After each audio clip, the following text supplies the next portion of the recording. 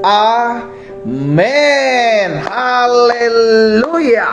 Selamat pagi, shalom buat setiap kita semua umat Tuhan, dimanapun Bapak Ibu Saudara berada pagi hari ini.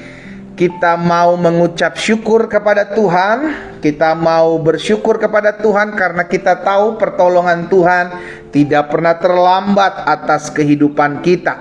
Pagi hari ini kembali kita akan merenungkan firman Tuhan. Saudaraku, mari ambil Alkitab kita di rumah kita masing-masing. Hari ini kita masih ada dalam Keluaran pasalnya yang ke-17. Keluaran pasal yang ke-17 di hari Jumat kemarin saya sudah bagikan Keluaran pasal 17 ayat yang pertama sampai dengan ayat yang ke-7 tentang Massa dan Meribah. Iya kan, di mana bangsa Israel bersungut-sungut, bangsa Israel mengeluh, bangsa Israel komplain dengan setiap keadaan yang dihadapinya. Dan kemarin saya sudah bagikan, di hari Jumat saya sudah bagikan bahwa apapun yang terjadi dalam hidup kita, belajar bersyukur. Kenapa kita bersyukur buat setiap keadaan yang terjadi? Karena Allah turut bekerja dalam segala sesuatu untuk mendatangkan kebaikan. Termasuk karena orang-orang yang mengecewakan kita, orang-orang yang menyakiti kita, orang-orang yang merugikan kita, Tuhan bisa pakai untuk mendatangkan kebaikan buat hidup saudara dan saya. Karena itu jangan karena keadaan kita bersyukur. Karena kalau keadaan kita bersyukur, maka ketika keadaan merugikan kita, kita sulit untuk bersyukur. Kita bersyukur karena kita tahu Tuhan Yesus baik buat kita. Sama-sama ketik di kolom komentar, Tuhan Yesus baik buat saya. Amin. Ayo. Sama-sama ketik di kolom komentar, Tuhan Yesus baik buat saya. Karena apapun yang terjadi dalam hidup saudara dan saya, Allah sendiri yang akan berperkara mendatangkan kebaikan dalam kehidupan kita.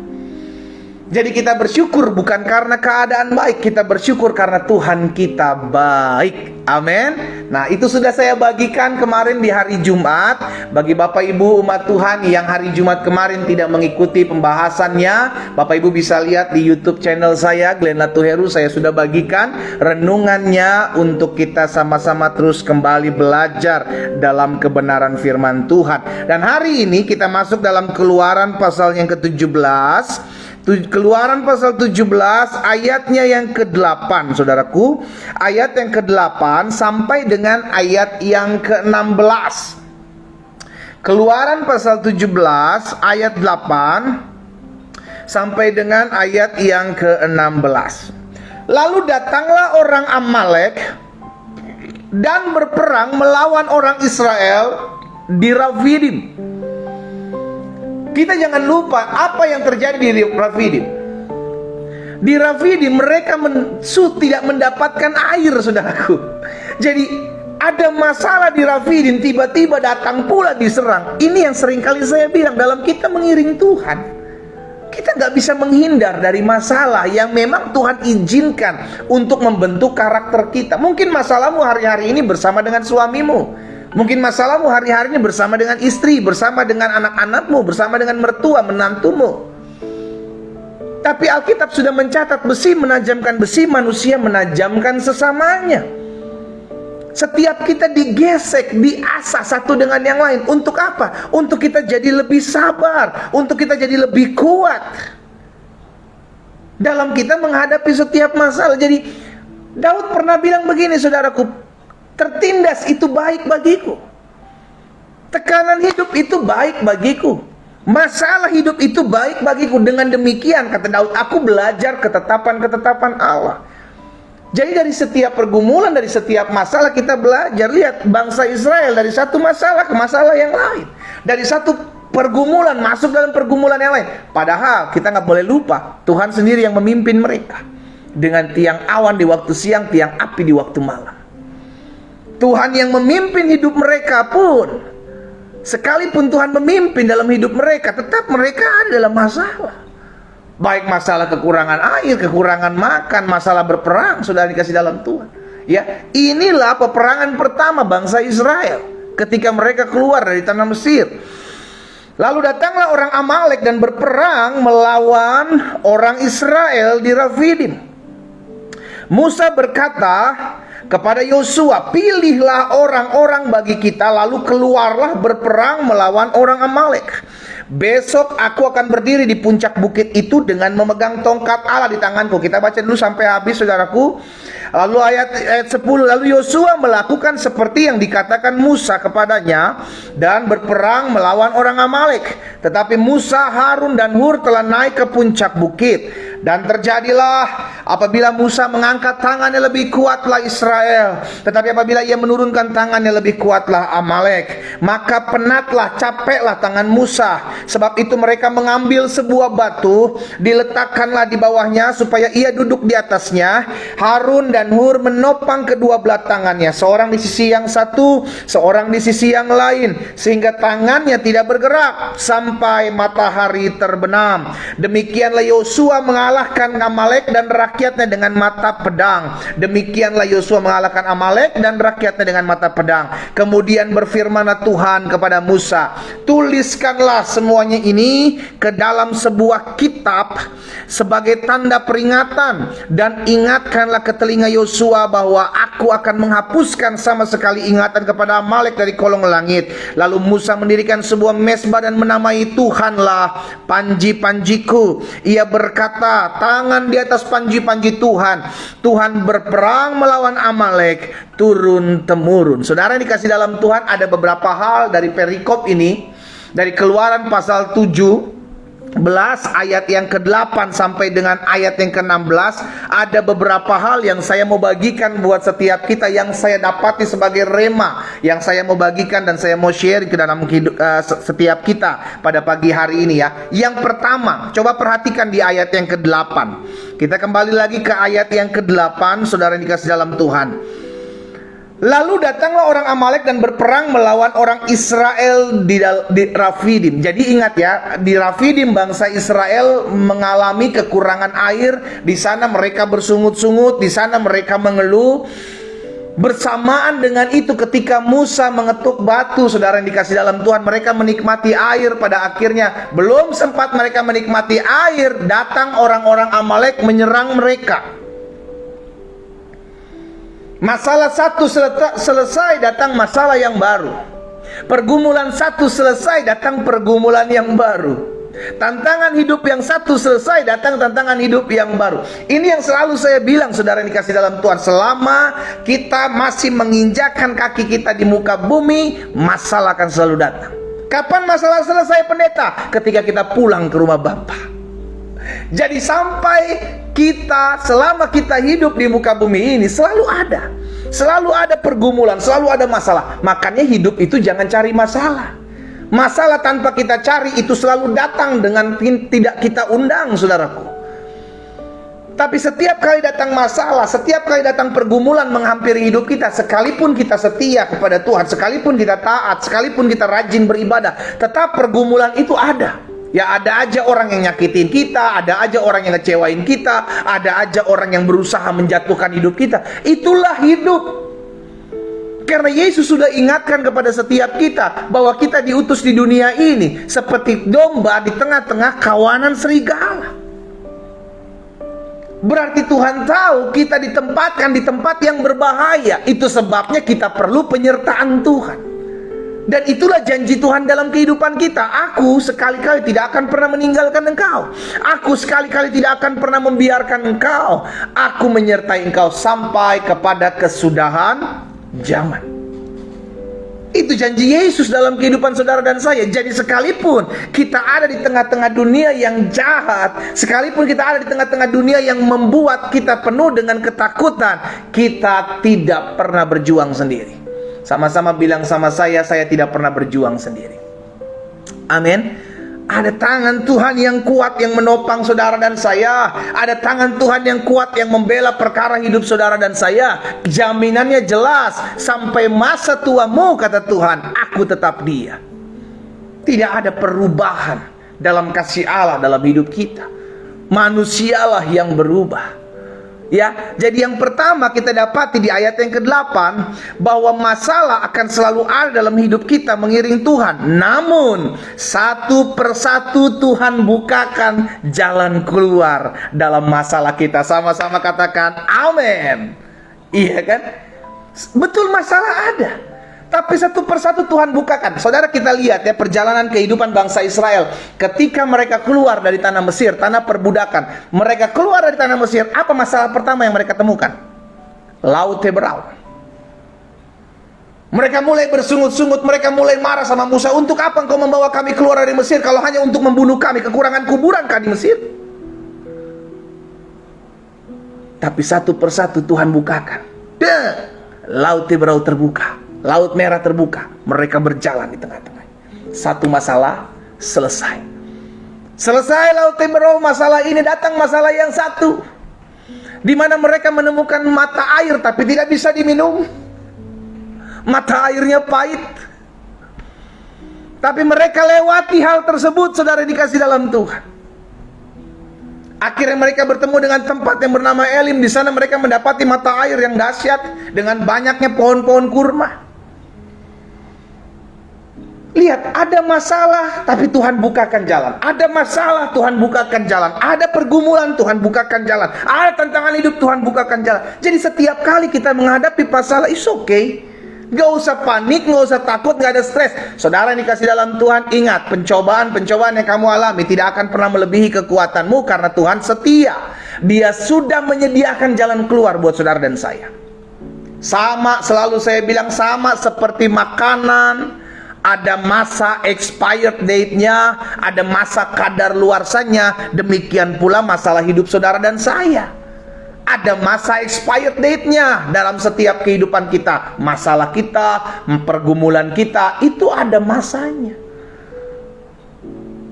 Ada expired date-nya, ada tanggal kadaluarsanya. Mungkin hari ini engkau sedang mengalami masalah, tapi someday, suatu hari nanti engkau akan melihat bagaimana Tuhan bukakan satu persatu permasalahanmu, pergumulanmu. Tuhan bukakan satu persatu. Nantikanlah Tuhan, itu bagian kita. Jangan ada masalah sedikit kecewa. Ikut Tuhan kok begini amat sih. Ikut Tuhan kok susah banget sih. Baru ada masalah sedikit jangan mengeluh. Nanti kau dibinasakan sama kayak bangsa Israel di padang gurun, saudaraku. Karena terlalu banyak mengeluh, terlalu banyak komplain, terlalu banyak mengecewakan akhirnya. Hati-hati, ketika Tuhan izinkan ada masalah, ingat, pasti Tuhan akan bukakan. Kapan Tuhan bukakan, pendeta? Nantikan Tuhan. Jangan atur Tuhan. Tuhan tahu waktu yang terbaik kapan Dia membukakan jalan keluar dalam hidupmu. Jadi yang pertama kita pelajari dari perikop ini, setiap kita dalam kita mengiring Tuhan selalu akan ada masalah. Selalu akan ada pergumulan dalam hidup kita. Tapi satu persatu, ini kabar baiknya, satu persatu Tuhan bukakan jalan keluar. Tuhan bukakan jalan keluar. Tuhan bukakan jalan keluar. Bagian kita, tugas kita, tetap terus nantikan Tuhan. Firman Tuhan, orang yang menanti-nantikan Tuhan, dia akan mendapatkan kekuatan yang baru. Amin. Yang kedua, yang kita pelajari dari perikop ini di ayat yang ke-9. Coba saudara lihat ayat yang ke-9. Musa berkata kepada Yosua, pilihlah orang-orang bagi kita, lalu keluarlah berperang melawan orang Amalek. Besok aku akan berdiri di puncak bukit itu dengan memegang tongkat Allah di tanganku. Saudara, ini adalah tulisan di Alkitab pertama yang tertulis tentang Yosua. Jadi Alkitab menyebut Yosua ini ayat yang pertama, saudara. Ketika Musa menyuruh Yosua untuk maju berperang. Apa yang kita dapati, apa yang kita pelajari? Yang kedua saya pelajari, di balik penundukan diri itu ada promosi Tuhan. Yosua bisa saja memberontak terhadap Musa. Apa sih Musa suruh-suruh? Orang lain aja kayak suruh-suruh, kan masih banyak yang lain. Yosua bisa aja bilang seperti itu sama Musa. Tapi Yosua tetap melakukan, dia tetap maju berperang. Dia sadar penundukan diri itu penting.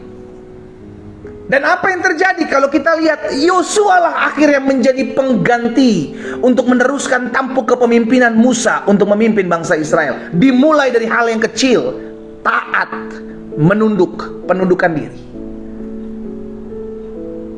Belajar untuk taat, belajar untuk tahu penundukan diri gitu loh saudara. Iya kan? Karena dalam kehidupan kita masih punya pemimpin di atas kita. Kalau engkau seorang pemimpin, di atasmu pasti ada seorang pemimpin. Belajar untuk melakukan penundukan diri. Yesus bilang begini, barang siapa setia terhadap perkara-perkara kecil, aku akan memberikan kepadamu perkara-perkara yang besar.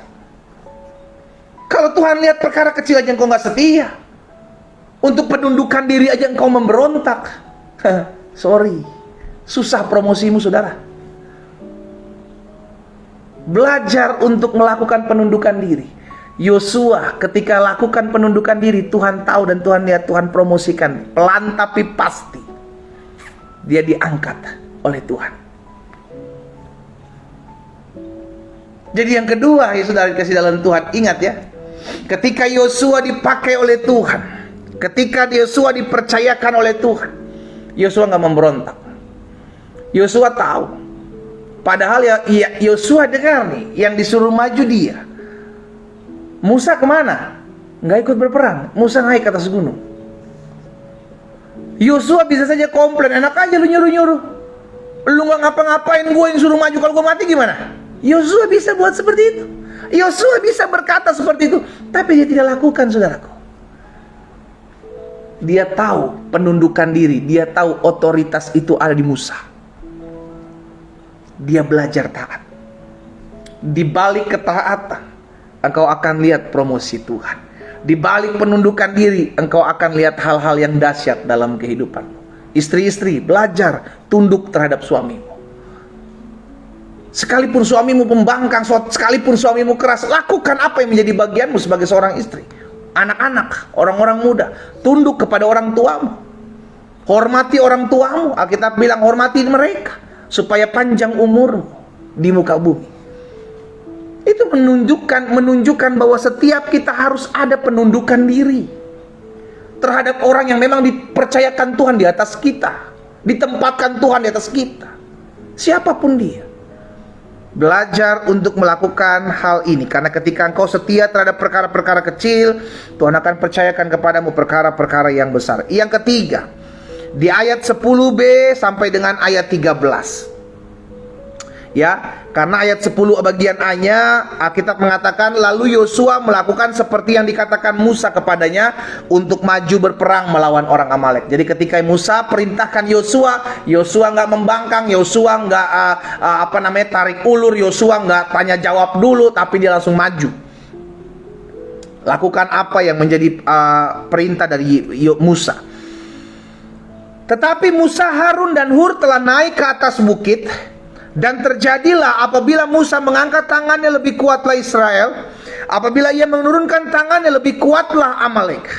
Maka penatlah, capeklah tangan Musa. Sebab itu mereka mengambil sebuah batu, diletakkan di bawahnya supaya ia duduk di atasnya. Harun dan Hur menopang kedua belah tangannya, seorang di sisi yang satu, seorang di sisi yang lain, sehingga tangannya tidak bergerak sampai matahari terbenam. Demikianlah Yosua mengalahkan Amalek dan rakyatnya dengan mata pedang. Saudara yang dikasih dalam Tuhan, dari ayat 10 sampai dengan ayat 13, apa yang kita dapati? Yang ketiga, dalam hidup ini kita harus saling melengkapi satu dengan yang lain. Nah, di sana ada Yosua, ada Musa, ada Harun, ada Hur. Ada 4 orang yang tercatat di Alkitab yang mengerjakan bagian mereka masing-masing. Apa tugas Yosua? Bagian lapangan. Dia sikat, dia berperang, dia turun tangan. Itu bagian Yosua. Apa bagian Musa?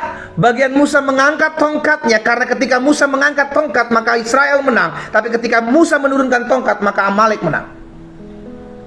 Berarti yang harus dilakukan Musa adalah tetap terus mempertahankan tangan yang terangkat sampai bangsa Amalek selesai. Tapi Musa juga manusia, ada capeknya tangannya. Itu sebabnya Harun dan Hur menopang tangan kanan dan tangan kirinya, agar tongkat Musa tetap terus terangkat sampai bangsa Israel memenangkan peperangan. Lihat ya saudara ya, ada tugasnya masing-masing. Yosua berperang, Musa mengangkat tangan, Harun dan Hur menopang Musa. Satu dengan yang lain tidak saling serang. Oh lu enak banget ya, cuma di atas gunung. Yosua nggak komplain sama Musa, Harun dan Hur, bilang, lu jangan cuma angkat-angkat tangan aja, turun dong ikut perang. No. Yosua tetap perang menjadi bagiannya dia kerjakan. Musa, Harun, dan Hur juga nggak komplain. Sambil di atas ngopi-ngopi, makan Indomie, tepuk-tepuk tangan sambil teriak, Yosua ayo terus, sikat. Nah, mereka kerjakan apa yang menjadi bagian mereka, saudara. Musa tetap mengangkat tangannya, karena ketika Musa menurunkan tangannya, maka Yosua bisa mati di sana.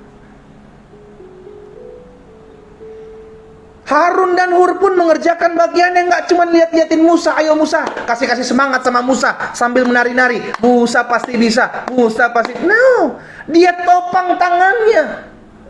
Jadi setiap mereka ada bagiannya masing-masing, saudaraku. Ya, mereka tidak melihat kekurangan mereka masing-masing. Mereka tidak melihat kelemahannya masing-masing. No, tapi saling menopang. Itulah kita anak-anak Tuhan di muka bumi ini. Ayo belajar saling menopang. Setiap kita punya kelemahan, setiap kita punya kekurangan. Topang dia dengan kelebihanmu. Jangan justru kita saling serang, kita saling melemahkan, kita saling sikat. Miris ngeliatnya kalau ada satu gereja serang gereja lain, ada satu hamba Tuhan serang hamba Tuhan lain. Biarlah kita sebagai anak-anak Tuhan saling menopang, saling bertolong-tolonganlah. Engkau menanggung bebanmu, karena dengan demikian engkau memenuhi hukum Kristus. Firman Tuhan. Istri-istri, suamimu punya kekurangan. Suami-suami, istrimu pun punya kekurangan. Orang tua, anak-anakmu punya kekurangan. Jangan banding-bandingkan mereka dengan orang lain, tetapi topang mereka sebagai orang-orang yang memang Tuhan tempatkan ada di tengah-tengah keluarga kalian. Jangan saling serang. Nggak habis pikir saya kalau lihat ada suami istri saling serang kekurangan. Lah, habis kamu sih nggak bangun pagi-pagi, habis kamu sih bekerjanya makan tidur, habis kamu sih begini begitu. Rumah tangga kalau di dalamnya hanya saling serang, hanya saling sikut, itu bukan rumah tangga, saudaraku. Lapangan sepak bola namanya. Dalam rumah tangga kita saling menopang. Suami menopang istri dengan segala kekurangannya, istri menopang suami dengan segala kekurangannya, orang tua menopang kekurangan anak-anaknya untuk sport mereka. Setiap kita punya kekurangan, tapi di balik kekurangan saya percaya Tuhan memberikan kelebihan buat setiap kita. Karena itu jangan saling serang, tapi saling topang. Sama-sama bilang sama saya harus saling menopang. Ya, apapun yang hari-hari ini kita sedang jalani, saudara dikasih dalam Tuhan, baik dalam pekerjaanmu, dalam rumah tanggamu, dalam pelayananmu, ayo saling topang. Betul, manusia masih punya dengan kekurangan, tapi pakai kelebihanmu untuk menopang kekurangan sesamamu.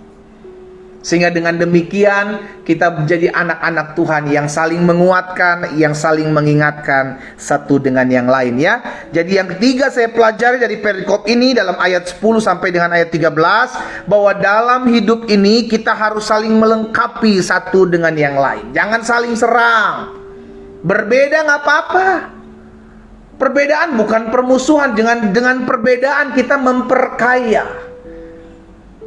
Karena itu berbeda is okay, tapi saling melengkapi. Ya, yang keempat, kita lihat di ayat yang ke-14. Ayat 14 firman Tuhan bilang begini. Kemudian berfirmanlah Tuhan kepada Musa, tuliskanlah semuanya ini dalam sebuah kitab sebagai tanda peringatan, dan ingatkanlah ketika Yosua bahwa aku akan menghapuskan sama sekali ingatan kepada Amalek dari kolong langit. Apa yang kita pelajari dari ayat 14? Ini adalah peristiwa pertama kali bangsa Israel berperang, saudaraku. Mereka bukan bangsa yang terlatih untuk berperang. Mereka hanyalah budak di Mesir. Mereka keluar sebagai orang-orang yang bermentalkan budak. Budak tidak bisa berperang, saudara yang kasih dalam Tuhan. Itu sebabnya Tuhan ingatkan kepada Musa, tuliskan. Untuk apa? Untuk diingat. Jadi setiap mujizat, setiap pertolongan Tuhan jangan pernah kita lupakan. Itu poin yang keempat yang kita pelajari hari ini. Jangan pernah lupakan pertolongan Tuhan. Ingat selalu pertolongan Tuhan dalam hidup kita.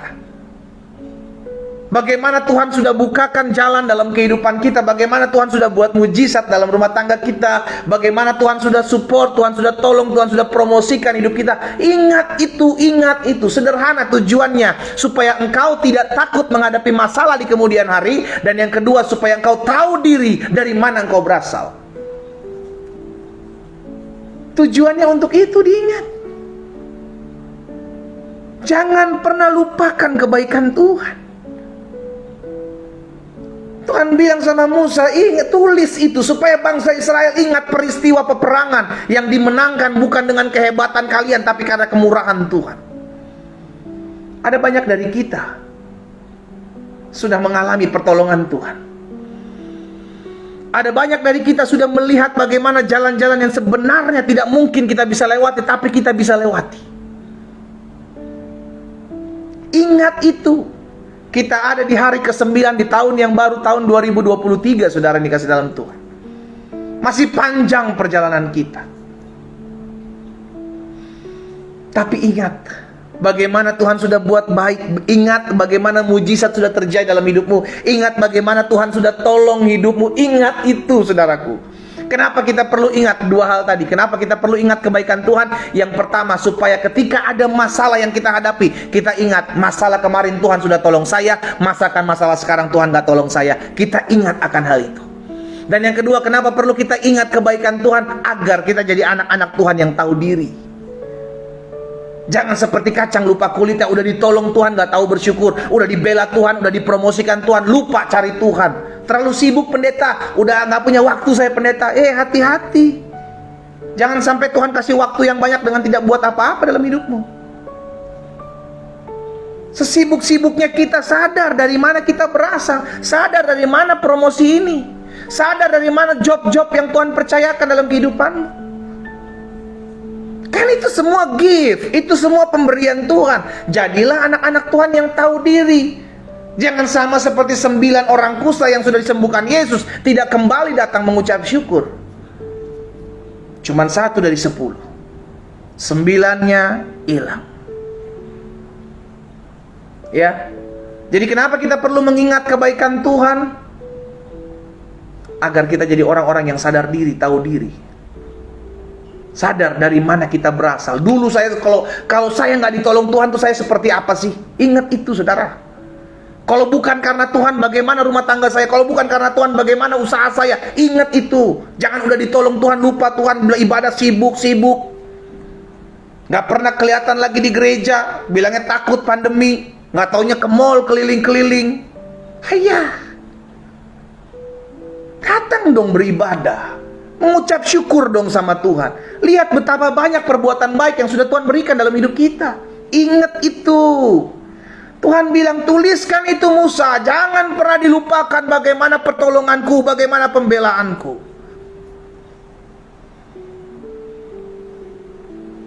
Ingat, sama-sama bilang sama saya harus ingat kebaikan Tuhan. Sama-sama bilang sama saya harus ingat pertolongan Tuhan. Amin. Yang kelima, yang terakhir. Apa yang dapat kita pelajari dari peristiwa peperangan pertama bangsa Israel ini? Yang pertama, masalah akan selalu ada dalam kehidupan kita mengiring Tuhan. Namun satu persatu masalah kita Tuhan tolong. Namun satu persatu masalah kita Tuhan bukakan. Yang kedua, apa yang kita pelajari dari perikop ini? Di balik penundukan diri itu ada promosi Tuhan. Belajar untuk taat, belajar untuk adakan penundukan diri. Yang ketiga, apa yang kita pelajari dari peristiwa ini? Dalam hidup ini kita harus saling tolong. Kita harus saling melengkapi satu dengan yang lain. Jangan serang kekurangan orang, tapi lengkapi kekurangan dia dengan kelebihan kita. Yang keempat, apa yang kita dapati dari perikop ini? Ingat selalu pertolongan Tuhan dalam kehidupan kita. Kenapa kita perlu ingat selalu pertolongan Tuhan? Sederhana. Yang pertama, ingat selalu pertolongan Tuhan agar kita tidak khawatir, tidak takut, tidak cemas ketika kita menghadapi masalah yang lain. Kita ingat bagaimana Tuhan tolong kita kemarin. Kita ingat bagaimana mujizat Tuhan kerjakan dalam hidup kita kemarin. Maka masalah sekarang pun yang kita hadapi, kita pasti bisa keluar sebagai orang-orang yang menang. Yang kedua, kenapa kita perlu mengingat kebaikan Tuhan? Agar kita jadi orang-orang yang tahu diri, sadar diri, siapa kita kalau bukan karena Tuhan. Ya. Dan yang kelima, yang terakhir, sudah dikasih dalam Tuhan. Apa yang kita dapat pelajari dari perikop ini? Ayat 15 dan ayat 16, ayat yang terakhir. Lalu Musa mendirikan sebuah mezbah dan menamainya Tuhanlah panji-panjiku. Ia berkata, tangan di atas panji-panji Tuhan. Tuhan berperang melawan orang Amalek turun-temurun. Dari ayat 15 dan ayat 16 ini apa yang kita pelajari? Perhatikan. Musa ketika mengadakan peperangan dan menang, Musa dan bangsa Israel gak lupa Tuhan. Ya, Alkitab mencatat maka Musa mendirikan sebuah mezbah, bicara tentang mengucap syukur, bicara tentang berterima kasih. Yang kelima saya pelajari dari perikop ini di ayat 15 dan ayat yang ke-16. Kalau sudah ditolong Tuhan, jangan lupa diri dan sombong. Ya, kalau kita sudah ditolong Tuhan, jangan lupa diri dan sombong. Ada satu raja Yehuda, namanya Raja Uzia, saudara dikasih dalam Tuhan. Raja ini awal-awalnya diangkat sama Tuhan, itu hidup bagus, hidup lurus-lurus, hidup takut akan Tuhan. Makanya ada promosi-promosi Tuhan. Tuhan memberikan keamanan bagi mereka. Tuhan mengangkat derajat kehidupan Raja Uzia di pemandangan. Bahkan bangsa-bangsa di sekelilingnya pada takut dengan Raja Uzia. Tapi apa yang terjadi di kemudian hari? Saya mau setiap kita lihat hal ini. 2 Tawarik 26 ayat 16. 2 Tawarik 26 ayat 16 bilang begini saudara. 2 Tawarik 26 ayat 16. Setelah Raja Uzia menjadi kuat, menjadi ternama, menjadi hebat, menjadi raja yang diberkati, ia menjadi tinggi hati sehingga ia melakukan hal yang merusak. Ketika dia sudah dipromosikan oleh Tuhan, saudara dikasih dalam Tuhan, maka dia melakukan hal yang tidak berkenan kepada Tuhan. Sebagai seorang raja, dia tidak boleh mempersembahkan korban, itu tugas imam. Tapi sebagai seorang raja yang merasa, oh udah diberkati Tuhan nih, udah ditolong Tuhan nih, dia memberanikan diri masuk untuk memberikan korban. Disitulah awal kejatuhan Raja Uzia. Dari Raja Uzia kita diingatkan, jangan sombong, jangan tinggi hati, jangan angkuh. Kalau sudah dipromosi Tuhan, sadar diri. Kalau sudah ditolong Tuhan, tahu diri. Musa ketika menang melawan peperangan, Alkitab mencatat di ayat 15, maka Musa mendirikan mezbah. Bentuk dari rasa syukur Musa, bentuk dari rasa terima kasih Musa. Saudara, belajar dari peristiwa apa yang kita pelajari pagi hari ini. Sebagai anak-anak Tuhan, mari belajar bersyukur. Kita bangun pagi, kita bersyukur kepada Tuhan, itu bentuk ucapan syukur kita. Tuhan terima kasih buat nafas hidup. Tuhan terima kasih buat pertolongan Tuhan sepanjang malam. Tuhan pelihara kami, Tuhan sertai kami, sehingga pagi hari ini kami boleh ada dengan tidak kekurangan suatu apapun. Kita bersyukur kepada Tuhan. Jangan udah bangun siang terus udah itu nggak pakai doa, nggak pakai baca Alkitab, langsung berangkat kerja, langsung pergi apa segala macam. Belajar bersyukur dong. Tuhan pelihara kita kok, Tuhan tolong kita.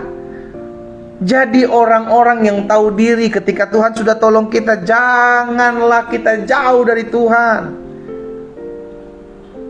Saudaraku, 5 hal ini saya bagikan buat setiap kita di hari pertama dalam minggu berjalan ini, Senin tanggal 9 Januari 2023. Ingatlah, hidup kita itu banyak sekali ditolong Tuhan. Ya, hidup kita banyak sekali ditolong Tuhan. Mari sebagai anak-anak Tuhan yang sudah hidup ditolong Tuhan, jangan takut menghadapi sepanjang tahun ini. Ingat, Tuhan yang tolong kita kemarin, Tuhan yang sama yang menolong kita di hari-hari ke depan. Dan jadilah anak-anak Tuhan yang tahu diri, sadar diri. Kalau udah ditolong Tuhan, belajar bersyukur. Kalau udah ditolong Tuhan, mengucap syukur kepada Tuhan. Jangan justru semakin jauh dari Tuhan. Amin buat firman Tuhan. Kita berdoa, kita datang kepada Tuhan. Bapa, pagi hari ini kami datang bersyukur kepadamu. Kami berterima kasih buat setiap firman Tuhan yang sudah kami dengar. Kami percaya setiap kami ditegur, setiap kami diingatkan untuk terus belajar. Karena firman-Mu adalah terang bagi kami, menerangi langkah hidup kami. Firman-Mu menuntun kami dalam seluruh jalan-jalan-Mu yang sempurna. Apa yang Tuhan taruh dalam hati hamba sudah hamba sampaikan. Bapa, hamba berdoa dalam nama Yesus sehingga firman Tuhan termaterai dalam hati kami, sehingga hati kami terus memuji-muji Tuhan, hati kami terus memuliakan nama Tuhan. Hamba berdoa menyerahkan umat-Mu masing-masing. Tuhan, mampukan kami ketika kami sudah mendengarkan firman-Mu, kami mau menjadi pelaku-pelaku firman-Mu, sehingga akhirnya Roh Kudus yang memampukan kami untuk kami boleh menjadi pelaku firman Tuhan. Hamba berdoa buat setiap umat Tuhan, secara khusus mereka yang sudah menuliskan pokok-pokok doa mereka, yang mereka tuliskan di kolom-kolom komentar yang ada pada setiap platform yang ada, baik di Facebook, Zoom, Instagram, TikTok. Mereka yang tuliskan pokok-pokok doa mereka, Bapa, hamba berdoa di dalam nama Tuhan Yesus, biar Allah yang campur tangan dalam kehidupan mereka. Tuhan yang tolong setiap mereka, sehingga mereka melihat karya Tuhan yang ajaib dinyatakan dalam hidup mereka.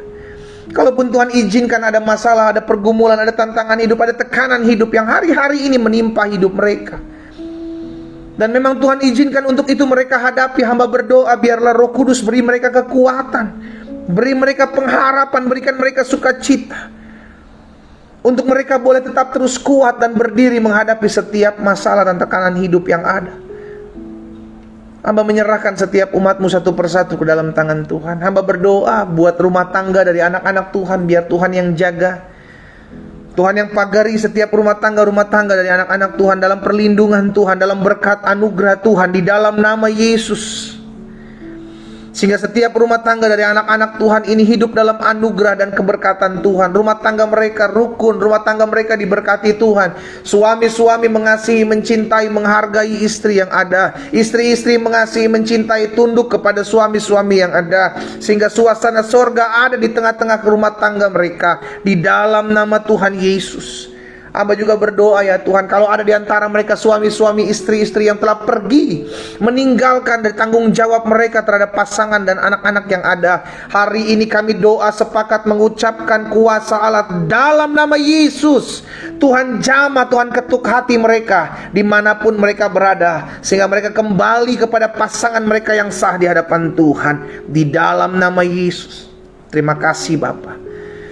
Pagi hari ini hamba juga berdoa buat yang sakit. Kami percaya tubuh kami bukan sarang sakit penyakit. Tubuh kami telah dibeli dengan darah yang mahal. Dan di atas kayu salib Yesus berkata, sudah selesai, segala sakit penyakitmu, segala kutuk sakit penyakit sudah dipakukan Yesus di atas kayu salib. Kami terima, kami yang percaya Yesus sudah menyembuhkan kami. Kami percaya Yesus Tuhan menyembuhkan kami. Kami terima kuasa kesembuhan. Pagi hari ini bilur-bilur-Mu menyembuhkan kami. Dalam nama Yesus kami terima. Yang sakit sudah dijamah dan disembuhkan Tuhan, dimanapun mereka berada pagi hari ini. Kami terima dengan iman dalam nama Yesus. Kami terima dengan iman dalam nama Yesus. Terjadi kuasa kesembuhan, terjadi mujizat Allah dalam hidup masing-masing kami, dalam nama Yesus. Terima kasih Bapa. Terima kasih. Hamba juga berdoa menyerahkan setiap umat Tuhan, mereka yang hari-hari ini berdoa buat pekerjaan mereka, usaha bisnis mereka. Tuhan tolong, Tuhan yang menopang di dalam nama Yesus, sehingga apapun yang mereka kerjakan dibuat tangan Tuhan berhasil. Bahkan di sepanjang tahun 2023 ini kami akan melihat bagaimana Allah yang mempromosikan pekerjaan, usaha bisnis kami diberkati oleh Tuhan dalam nama Yesus. Hamba juga berdoa ya Tuhan, kalau ada di antara mereka anak-anak Tuhan yang hari-hari ini berdoa untuk mendapatkan pekerjaan, biarlah Tuhan buka jalan bagi mereka. Tuhan campur tangan, sehingga mereka boleh melihat anugerah Tuhan. Mereka boleh melihat campur tangan Tuhan, dipertemukan mereka dengan pekerjaan yang baik yang berasal daripada Allah, di dalam nama Yesus.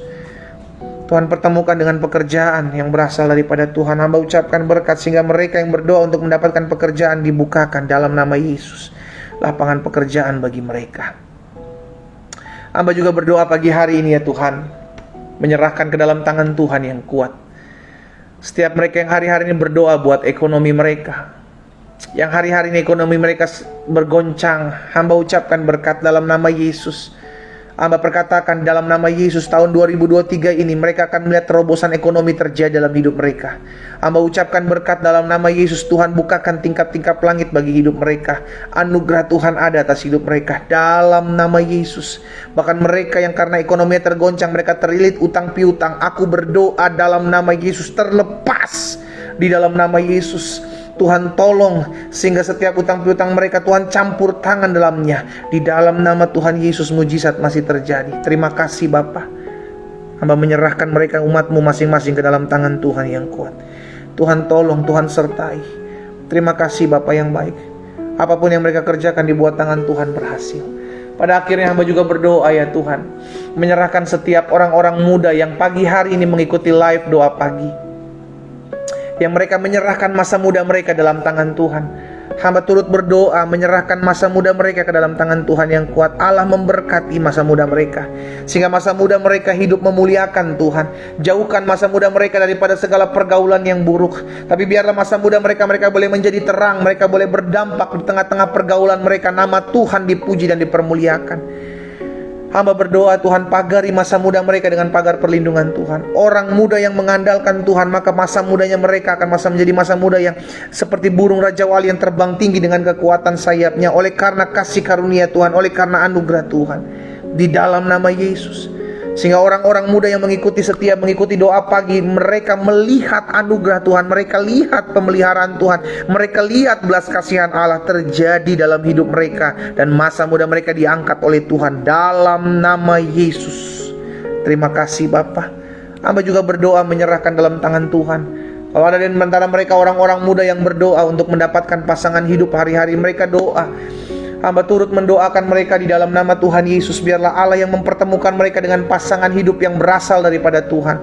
Pasangan hidup yang mengasihi Tuhan, mencintai Tuhan, bertanggung jawab. Bahkan pasangan hidup yang mengasihi mereka, anak-anak Tuhan. Tuhan yang anugerahkan dalam hidup mereka.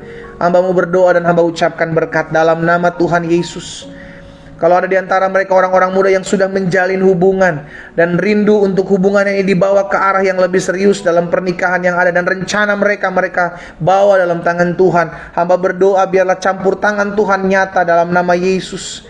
Tuhan yang tuntun, Tuhan yang tolong, Tuhan yang sertai dalam nama Yesus. Terima kasih Bapa. Pagi hari ini hamba berdoa menyerahkan ke dalam tangan Tuhan.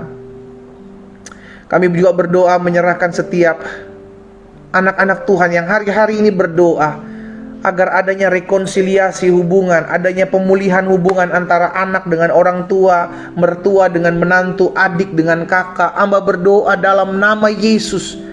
Kami pegang firman Tuhan. Jika Tuhan berkenan kepada jalan-jalan seseorang, maka Tuhan akan memperdamaikan mereka dengan musuhnya. Kami doa dalam nama Yesus, sehingga terjadi rekonsiliasi, terjadi hubungan pemulihan tergenapi dalam nama Tuhan Yesus dalam hidup anak-anak Tuhan. Sehingga hubungan orang tua dengan anak kembali akur, kembali diberkati. Mertua dengan menantu kembali akur, diberkati. Bahkan adik dengan kakak akur, diberkati Tuhan dalam nama Yesus. Kami patahkan setiap roh pemecah belah, siasat adu domba si jahat. Kami hancurkan kuasanya dalam nama Yesus. Perlindungan Tuhan nyata sempurna atas setiap anak-anak Tuhan. Pada akhirnya kami berdoa ya Tuhan, menyerahkan jiwa-jiwa yang masih jauh dari Tuhan. Kalau ada di antara keluarga kami, saudara, famili kami yang mungkin belum menerima Yesus, atau mungkin telah pergi meninggalkan Yesus karena satu dan lain hal, kami sebutkan nama mereka pagi hari ini. Kami doa sehingga keluarga kami, saudara, famili kami, teman kerabat kami ya Tuhan, dijamah di lawat Tuhan. Kami sebutkan nama mereka. Kami percaya Roh Kudus berkarya dalam hati dan hidup mereka. Di dalam nama Yesus, tuntun mereka dalam jalan-jalan Tuhan. Terangi langkah mereka sehingga mereka bertemu dengan cahaya dari Tuhan. Dalam nama Yesus. Pada akhirnya kami berdoa buat kota di mana kami tinggal. Tuhan Yesus, kota di mana kami tinggal, kami ucapkan berkat. Kota kami adalah kota yang damai, kota kami aman, kota kami diberkati Tuhan. Ekonomi kota kami maju, bertumbuh dalam nama Tuhan Yesus. Oh, kami berdoa buat kota kami ada keamanan, dijauhkan dari huru-hara, dijauhkan dari niat rancangan orang jahat di dalam nama Tuhan Yesus.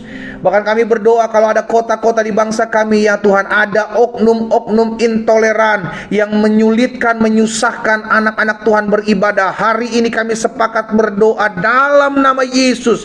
Tuhan jamah setiap oknum-oknum intoleran yang ada di kota-kota di mana kami tinggal. Diketuk hati mereka, sehingga sebagaimana Saulus mengalami perjumpaan perjumpaan dengan Yesus, maka mereka pun mengalami perjumpaan dengan Yesus. Dalam nama Tuhan Yesus, kami berdoa ya Tuhan, sehingga kota-kota di mana kami tinggal, kami dapat beribadah dengan sukacita. Di dalam nama Tuhan Yesus. Terima kasih Bapa.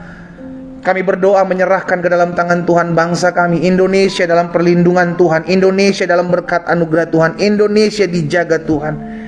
Kami berdoa ya Tuhan, ekonomi Indonesia kuat, ekonomi Indonesia maju, ekonomi Indonesia bangkit bertumbuh. Di tahun 2023 ini dalam nama Yesus kami lihat Indonesia diberkati Tuhan. Kami menyerahkan Bapak Presiden kami, Wakil Presiden, jajaran menteri yang ada.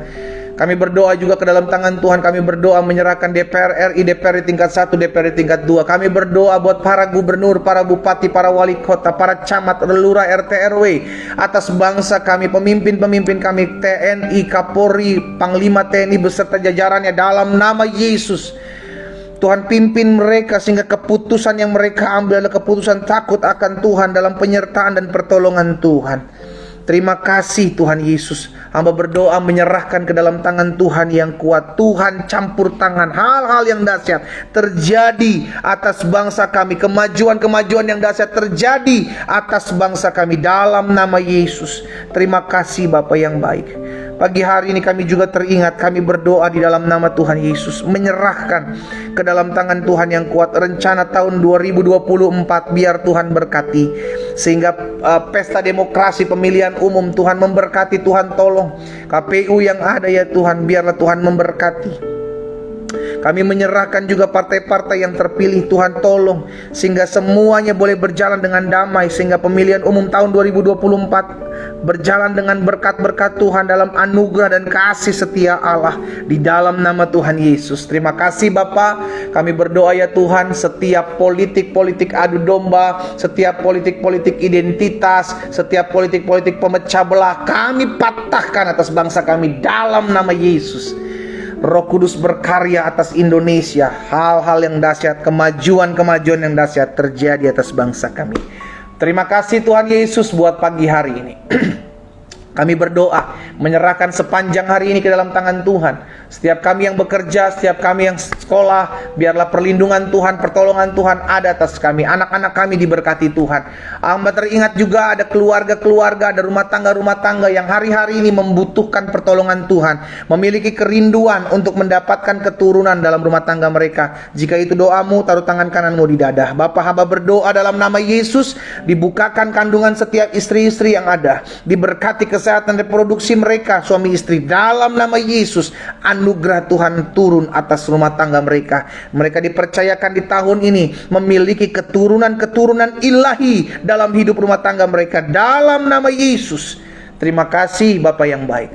Pada akhirnya kami bersyukur buat hari ini. Kami memulai hari ini bersama Tuhan. Kami percaya sepanjang hari ini kami cakap menanggung segala perkara bersama Tuhan Yesus. Kami imani apa yang kami doakan terjadi. Di dalam nama Tuhan Yesus Kristus kami berdoa. Sama-sama kita katakan amin. Haleluya. Saudara dikasih dalam Tuhan, ibadah kita selesai. Sekarang kita lakukan apa yang sudah kita dengar dalam firman Tuhan. Jadilah pelaku firman Tuhan. Pastikan setiap kita tetap terus hidup mengandalkan Tuhan. Pastikan setiap kita tetap terus hidup memuliakan nama Tuhan. Dan belajar untuk menjadi anak-anak Tuhan yang mengucap syukur dalam setiap keadaan. Doa saya menyertai setiap kita semua. Kita kembali ketemu besok pagi jam 4.30 waktu Indonesia bagian Barat melalui live TikTok, Instagram, Facebook, dan Zoom yang ada. Tuhan Yesus memberkati kita semua. Selamat pagi, selamat beraktivitas. Shalom.